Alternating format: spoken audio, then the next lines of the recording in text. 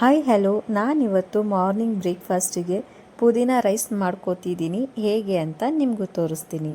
First ಒಂದು mixie ಜಾರ್ಗೆ ಪುದೀನ 2 ಹಿಡಿಯಷ್ಟು, ಖಾರಕ್ಕೆ ತಕ್ಕಷ್ಟು ಹಸಿಮೆಣಸಿನಕಾಯಿ, ಸ್ವಲ್ಪ ಕೊತ್ತಂಬರಿ ಸೊಪ್ಪು, ಬೆಳ್ಳುಳ್ಳಿ, ಸ್ವಲ್ಪ ಶುಂಠಿ, ಜೀರಿಗೆ ಇಷ್ಟು ಹಾಕಿ ಗ್ರೈಂಡ್ ಮಾಡಿ ಎತ್ತಿಟ್ಕೋಬೇಕು.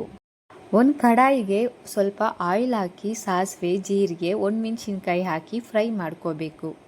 ಒಗ್ಗರಣೆ ಚೆನ್ನಾಗಿದ್ರೇ ಟೇಸ್ಟ್ ತುಂಬ ಚೆನ್ನಾಗಿ ಬರುತ್ತೆ. ಹಾಗಾಗಿ ನಾನು ಸಾಸಿವೆ, ಜೀರಿಗೆ, ಒಣಮೆಣಸಿನ್ಕಾಯಿ ಹಾಕಿ ಫ್ರೈ ಮಾಡ್ಕೋತಾ ಇದ್ದೀನಿ. ನೆಕ್ಸ್ಟು ಈರುಳ್ಳಿ, ಕರಿಬೇವು ಹಾಕಿ ಫ್ರೈ ಮಾಡ್ಕೋಬೇಕು.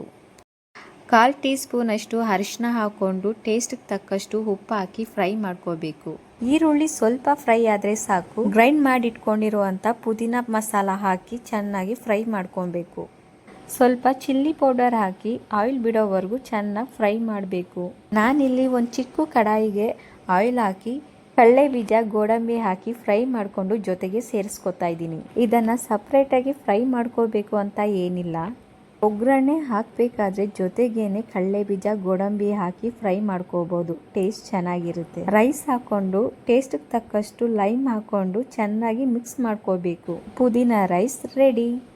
ತುಂಬಾ ಟೇಸ್ಟಿಯಾಗಿ ಚೆನ್ನಾಗಿ ಬಂದಿತ್ತು. ನೀವು ಒಂದ್ಸಲ ಟ್ರೈ ಮಾಡಿ ಹೇಗಿದೆ ಅಂತ ತಿಳಿಸಿ. ಫಾಲೋ ಮಾಡಿ, ಲೈಕ್ ಮಾಡಿ, ಶೇರ್ ಮಾಡಿ. ನೆಕ್ಸ್ಟ್ ವಿಡಿಯೋಗೆ ಮತ್ತೆ ಸಿಗೋಣ. ಬಾಯ್.